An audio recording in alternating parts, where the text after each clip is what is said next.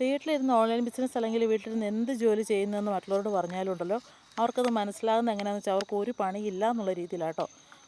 എന്ത് സുഖമാണെന്നാണ് അവർ ചോദിക്കുന്നത് കേട്ടോ. ഒരിടത്തും പോകണ്ടല്ലോ എന്നുള്ള രീതിയിലാണേ. പക്ഷേ അത്ര സുഖമൊന്നും അല്ല കേട്ടോ. എന്നാന്ന് വെച്ചാലുണ്ടല്ലോ, ഒരു കാര്യം ശരിയാണ്, ആരെയും ഒന്നും ബോധിപ്പിക്കേണ്ട കാര്യമില്ല. പക്ഷേ ഉണ്ടല്ലോ, പലരും അറിയാതെ പോകുന്നൊരു കാര്യമുണ്ട് കേട്ടോ. വീട്ടിലായിരിക്കുമ്പോൾ ഉണ്ടല്ലോ, നമുക്ക് ഒരു ജോലിയിലേക്ക് തന്നെ കോൺസെൻട്രേറ്റ് ചെയ്യാൻ പറ്റില്ല. കാരണം നമ്മുടെ വീട്ടിലെ ജോലികൾ കാണും. അതുകൂടാതെ ചിലപ്പോൾ നമ്മുടെ മക്കളുടെ ഉത്തരവാദിത്തങ്ങൾ കാണും.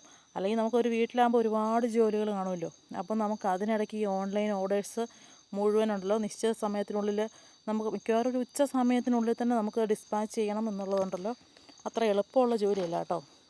നല്ല ശ്രമകരമായ ജോലി കേട്ടോ അത്.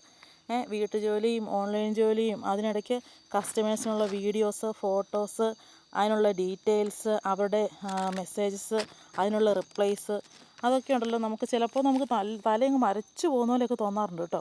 കാരണം ഉണ്ടല്ലോ, പലർക്കും പ്രൊഡക്റ്റ് വേണ്ടവരൊന്നും ആയിരിക്കത്തില്ല.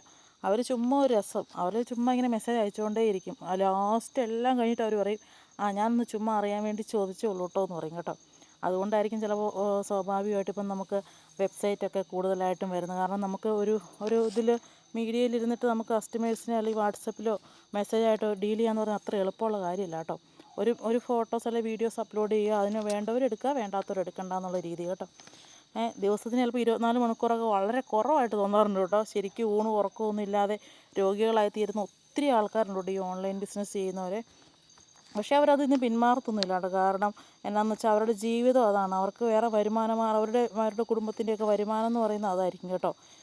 അതിലൊക്കെ ഉപരി ഓരോ ദിവസം എല്ലാം കഴിഞ്ഞ് ക്ഷീണിച്ചുണ്ടല്ലോ, ജോലിയൊക്കെ കംപ്ലീറ്റ് ആക്കിയിട്ടുണ്ടല്ലോ, ആ ഒരു സമയത്ത് കിട്ടുന്ന ഒരു സാറ്റിസ്ഫാക്ഷൻ ഉണ്ടല്ലോ, അതൊന്നും നമുക്കൊന്ന് പറഞ്ഞ് അറിയിക്കാൻ പറ്റില്ല കേട്ടോ. അത് ഭയങ്കര ഒരു സന്തോഷം കേട്ടോ. പിറ്റേ ദിവസം നമുക്ക് വീണ്ടും ആ ജോലി ചെയ്യാനായിട്ടുള്ള നമുക്കുള്ള ഒരു എനർജി ഉണ്ടല്ലോ, അത് കിട്ടുന്നത് തന്നെ അങ്ങനെയാണ് കേട്ടോ.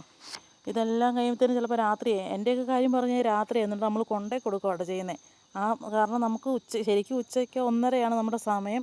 പക്ഷെ നമ്മുടെ ബുദ്ധിമുട്ടുകൾ അറിഞ്ഞിട്ട് നമുക്ക് ശരിക്കും ഞങ്ങളൊക്കെ കൊണ്ടേ കൊടുക്കുക. രാത്രി 7 മണിയാകും, ചിലപ്പോൾ 8 മണിയാകും, അതിനപ്പുറം 9 മണി, 9:30, 10 മണി വരെയൊക്കെ പോകുന്ന ദിവസങ്ങളുണ്ട് കേട്ടോ.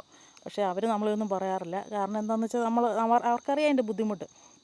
അപ്പോൾ അങ്ങനെ നമ്മൾ കൊണ്ടേ കൊടുക്കുന്നതുകൊണ്ട് വേറെ കുഴപ്പമൊന്നുമില്ല കേട്ടോ. പക്ഷേ എല്ലാവർക്കും അങ്ങനെ ആയിരിക്കണമെന്നില്ല. എന്നെക്കാളും കഷ്ടപ്പെടുന്ന ഒരുപാട് പേര് കാണും. അവർ ഉറക്കം പോലും കാണാത്തവർ കാണും.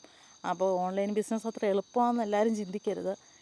അവർക്ക് ഒരു എളുപ്പത്തിൽ ഒരു ജോലി ചെയ്ത് കംപ്ലീറ്റ് ആക്കുക എന്നുള്ള അങ്ങനെ രീതിയാണെന്ന് ആരും വിചാരിക്കരുത്. ഒത്തിരി എല്ലാ ജോലിക്കും നല്ല കഷ്ടപ്പാടുണ്ട് കേട്ടോ. വീട്ടിലാകുമ്പോൾ ഒന്നുകൂടെ കൂടുമെന്നാണ് എനിക്ക് തോന്നുന്നത് കേട്ടോ. അപ്പോൾ അത്രയേ ഉള്ളൂ കേട്ടോ. Thank you.